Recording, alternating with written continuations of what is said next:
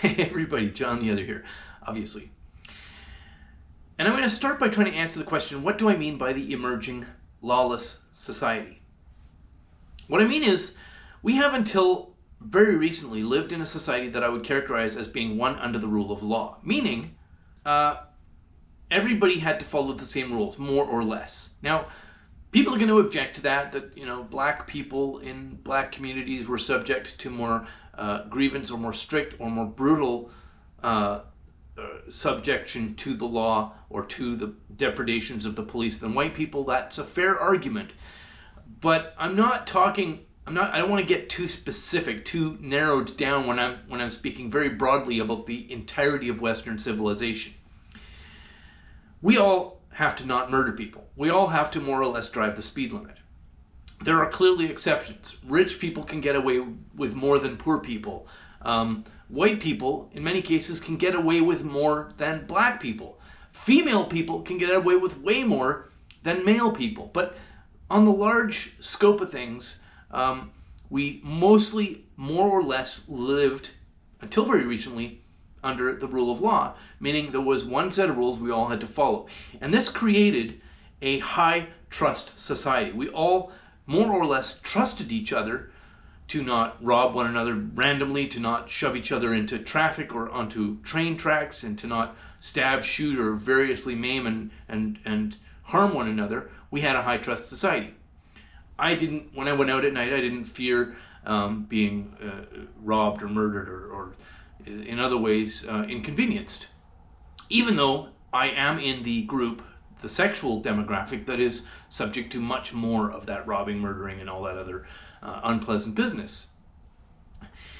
And having a high trust society allows broad integration of lots of different ethnicities and sexualities and religious groups. High trust allows broad cooperation, and having one set of rules for everybody is the underlying foundation for that. What's happening now seems to be that we all living under one set of rules is going away, and we're creating a society where there's different rules for different people. Now you could argue this is happening naturally, but it seems to be very prevalently happening from a couple of different activist movements.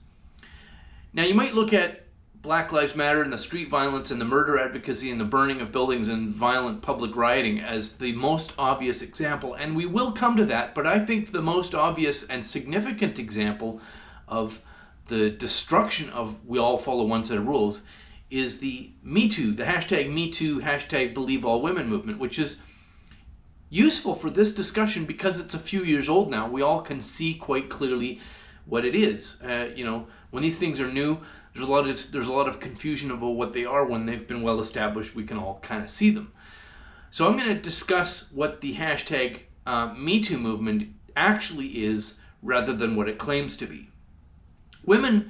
Feminists and women decided more or less as an entire demographic, starting in about 2017, that disputes and grievances related to sexuality, related to sexual disputes, but also related to socially inappropriate behavior or socially rude behavior, or even just perceptions of socially rude behavior, would no longer resolve those disputes through any formalized process. Like if it was a criminal matter like a sexual assault, we used to have the courts, we used to have police and courts, and there was a very slow and painful and difficult process that everybody had to go through, and nobody liked it very much, although it was an equalizing thing that put everybody on a level playing field. That's inconvenient. As well as, things like in an office, somebody makes a comment about somebody's, your butt looks good in those pants, or something like that, or you look really nice, and depending on who's offering the compliment, it might be seen as positive, it might be seen as creepy. If you're a low-level new employee and you compliment one of the senior office ladies, that might not be seen very positively at all. How dare you ever even consider commenting on my appearance? But if one of the boss says, that's a nice hairstyle you got, or that dress makes you look really, really sharp, well, that's great because he's high status. Anyway, these complaints when there are complaints, whether it's of an actual offense under law or whether it's just inappropriate social behavior, have previously under the rule of law society been handled through a formalized process, whether it was the courts or whether it was an HR meeting. And that meant that everybody understood the rules, everybody had more or less equal footing, and we allowed for there to be high trust because of everybody having those one set of rules for everybody. Me Too decided that women didn't like playing on an equal playing field. They didn't want to have a formalized process. They would rather just be able to point a finger and destroy people. You've offended me. I don't like the way you dress. I don't like the way you look. I think you looked at me for a few seconds too long, and therefore I'm creeped out, and you are now to be destroyed. Or we went on a date and it didn't go well, and I felt creepy and awkward, and I realized halfway through the date I was with a person of lesser social status or not sufficiently high social status to satisfy my ego. Therefore, I'm going to destroy you, not through a formal process under law where there's understandable rules and an expectable procedure. I'm just going to socially mob you through media, social media, and whisper networks, because then there's no standards, there's no process, you have no defense.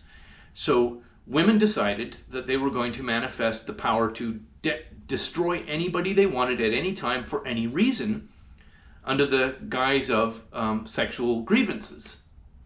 And this power remains. Like, even though the Me Too hashtags, the Believe All Women hashtags, and the think pieces peppering the media and the print media and the social media are no longer the number one topic anymore, that movement is now an established and firmly entrenched part of the social landscape.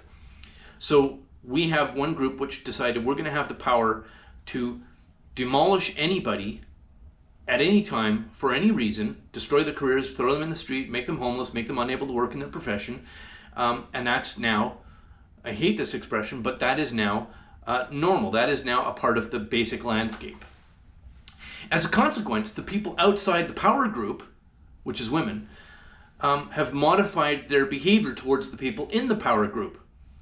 And one of the modifications of behavior is recognition that this is a group of people who are freely willing to demolish anybody for any ego-driven reason, for any slight, for any particular woman. Might be having a bad day. I'm going to make myself feel better by flexing my power to destroy. And so the people outside the power group are increasingly unwilling to be in close quarters with people in the power group, not get on an elevator if there's women on an elevator in a work environment, not have a closed door meeting, not a senior male manager might refuse now to mentor junior female staff because of that dangerous demonstration of a willingness to destroy for any reason. And of course there's lots of media backlash from the female favoring media saying, oh, that's unacceptable, you're not allowed to do that, you're a bad person, or you're delusional, or you're mentally deranged, or all the different shaming attacks. But the reality is you have one group recognizing a danger from another group, and that danger being continuously and constantly demonstrated as real. So the groups are balkanizing, the groups are separating. Now, how that's going to manifest in the work environment is, it's a matter of how the world is going to innovate to deal with that, and I don't really know the answer. But at the present, it seems that there is even though it's illegal, the laws don't permit you to say, well, we're going to have a corporation with only men. It's so dangerous. The danger is so real that whether it's legal or not, social networks are forming and unstated agreements are forming within people doing work, people engaging in group activities, any kind of organization where things actually need to get done. There are now secret and unstated and under the surface levels of understanding that people are using to protect themselves from this destruction. And it's going to accelerate, it's going to magnify, it's going to become more pervasive, more understood naturally with never being said. And of course the activist political push to maintain that power, to destroy that power, to flex the political muscle, to demonstrate the elevated social status of the power group, the more that is flexed, the more overt that pressure becomes, the more separated the groups will be, the more it will never be discussed in public, but it will be that increased separation because it's just so destructive and dangerous to the individuals as well as to any enterprises, to a corporation or to a builders association or through a community association or any other kind of group activity. And that's what Me Too is now a very clear demonstration of. Another manifestation of exactly the same thing is the Black Lives Matter movement. Now, people are going to argue that these two things are not at all the same, but I would say that only the specifics of the violence from one group to the other is different. In the feminist Me Too version, the violence is through social mobbing and social destruction and the termination of careers. In the Black Lives Matter, the destruction is more physically hands-on. It's interpersonal street violence, beatings in the street. You see, people who are aged or who are disabled or are by themselves and thus unable to fight off a crowd being physically assaulted seemingly at random based on not being in the power group. And sometimes the people being assaulted are actually ethnically the same group as the people doing the assaulting, doing the destruction, but they're assaulting them because they have not conformed to the ideology. They've not supported the group. You have to raise your fist and say, signal your allegiance, otherwise we're going to beat you down or maybe shoot you or burn your store or kill your children. So it's more overtly violent, it's more physically violent, and it involves more actual murdering of people than the soft form of this destruction as in the Me Too movement, but it's basically the same dynamic. It's a group of people who have decided that the formalized process for grievance resolution, whether it's a human rights or an employment dispute, or whether it's a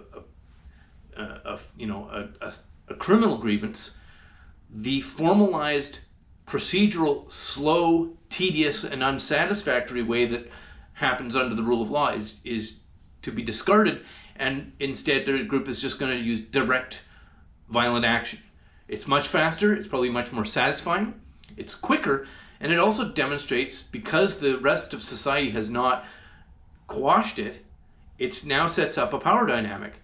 And as a consequence, exactly like the Me Too movement, where men are unwilling to mentor their female colleagues because of that constant demonstrated danger, in terms of the Black Lives Matter community, the power group demonstrating that power and using it to show that we're going to destroy whoever we want to, instead of through reputation, this time it's through direct violence, but it's still destruction, they're going to be increasingly segregated away from the rest of society. People are going to be unwilling to work with them, to cohabitate with them, to have businesses in the same neighborhoods, to employ members of this power group, because the power being demonstrated is so terrifyingly effective and dangerous and is constantly being demonstrated. We're willing to use it. We're willing to destroy you. We're gonna, murder you or beat the shit out of you or burn your storefront or kill your children or whatever. And these are two examples which I think a lot of people are going to argue are completely unrelated and not the same phenomenon, but I think they actually are the same phenomenon at a meta level of the ending of rule of law and the manifestation of a lawless society, and the consequences is going to be balkanization of the groups.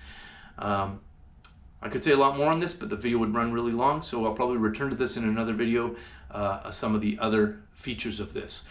One of them is there's going to be a new way for people to resolve grievances manifesting from this that I haven't mentioned in this video, that I'll talk about in an upcoming video. Thanks, of course, for watching. Thank you all the people who are supporting my channel on Patreon and Subscribestar. I keep getting people telling me to upload to BitChute, and I always forget. I will try to remember to upload to BitChute. I'll make a little list, a little upload list. But thank you for all your support. Thanks for donating, and have a lovely, lovely day.